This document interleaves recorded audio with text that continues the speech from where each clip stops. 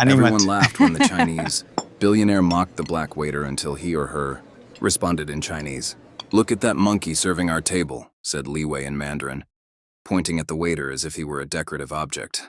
"I bet he doesn't even know how to hold chopsticks properly. People like him should be cleaning toilets, not serving civilized people like us." And the laughter from the table echoed through the Jade Palace, Manhattan's most exclusive restaurant. The 5 American businessmen laughed nervously, not understanding a word, but desperate to impress the woman who controlled a $60 billion empire. David Thompson continued pouring wine, his face impassive, as if he hadn't heard a single poisonous syllable. At 32, he had learned to swallow humiliations like this every day for the past 8 months. But this time something different shone in his eyes, a dangerous calm that only exists in those who have weathered much worse storms.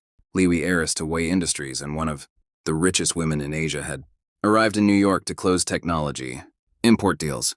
Her arrogance was legendary even among billionaires.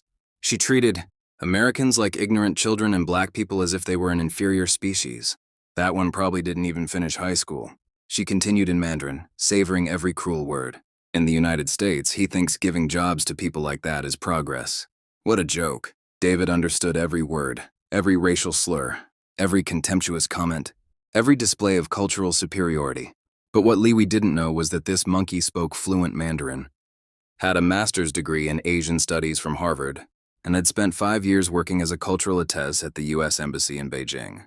8 months earlier, David was Dr. David Thompson, one of America's leading experts on Sino-U.S. relations. Her life fell apart when she was falsely accused of leaking diplomatic information to China. Even though she was completely exonerated, the doors to the academic world closed. No one wanted to hire someone who had been investigated by the FBI, even if unjustly.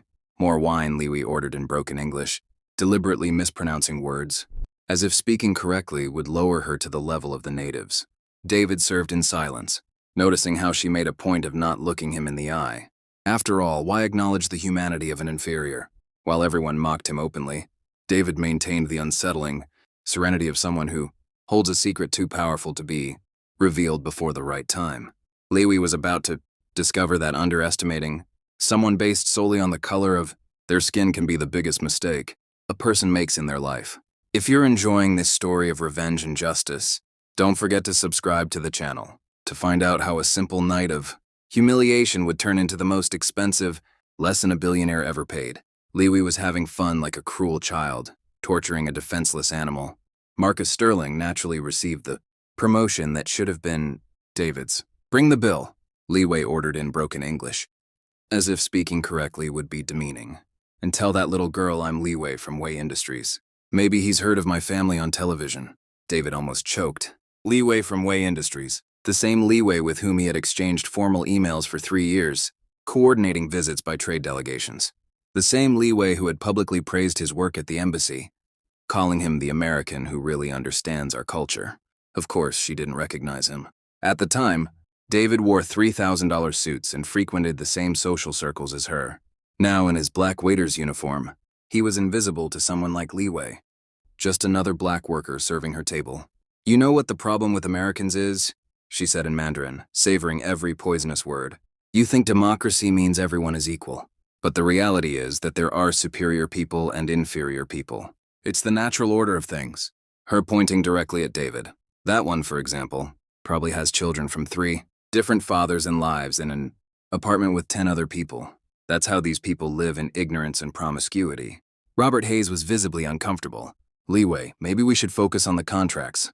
No, she interrupted, waving her jeweled hand. "Let me finish my American sociology lesson.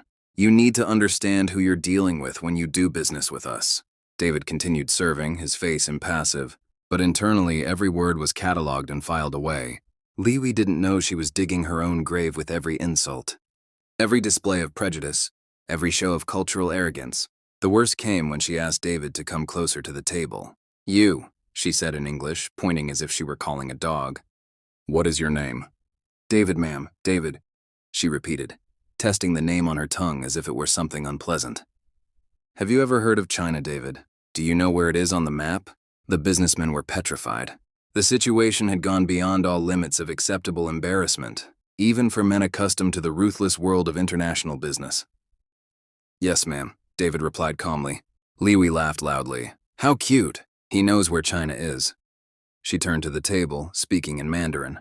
I would bet my fortune that this monkey has never set foot outside New York in his life. It was at that moment that something changed in the air of the restaurant. David stopped writing down the order and looked directly into Liwei's eyes for the first time that night. It wasn't submission. It wasn't fear. It was something much more dangerous. It was recognition. Each new humiliation only fueled a silent strength growing inside his, a cold determination being forged by the very injustice they were trying to impose on him. What that arrogant billionaire couldn't see was that every racial slur was writing his own sentence of defeat, word by word, humiliation by humiliation. During the break between dinner and dessert, while Liwei continued to spew insults in Mandarin to entertain the American businessman, David headed to the employee bathroom with a calmness that contrasted with a storm brewing inside him. That monkey probably can't even count to 100, she said in Mandarin when David was out of sight. I bet the whole family lives on food stamps and government assistance. That's how that inferior race survives in the United States. Robert Hayes was visibly nauseated. Liwei, this is going too far. Too far. She laughed. You Americans are so sensitive. In China, we know how to deal with every type of person in his proper place.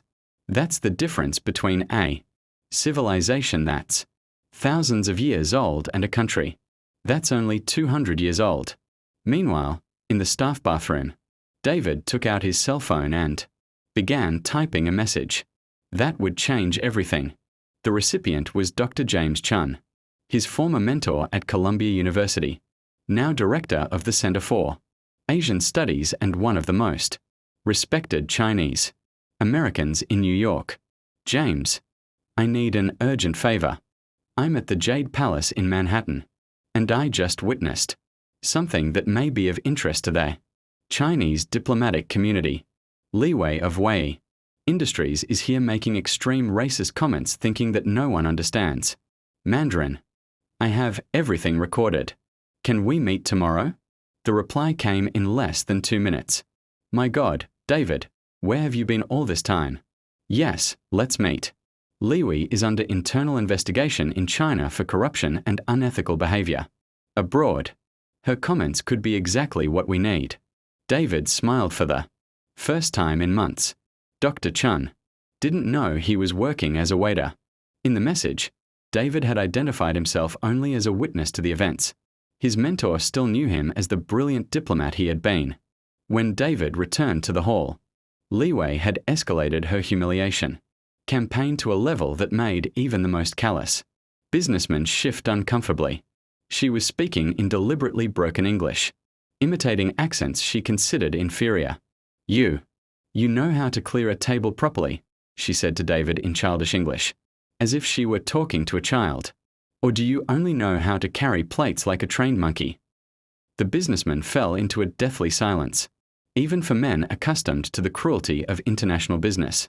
This was unacceptable, but none of them had the courage to confront a woman who controlled billion-dollar contracts. I can clear the table perfectly, David replied with a calmness that contrasted with the violence of her words. How cute, she laughed loudly. He can speak properly. Maybe he's not as dumb as he looks. She turned to the businessman.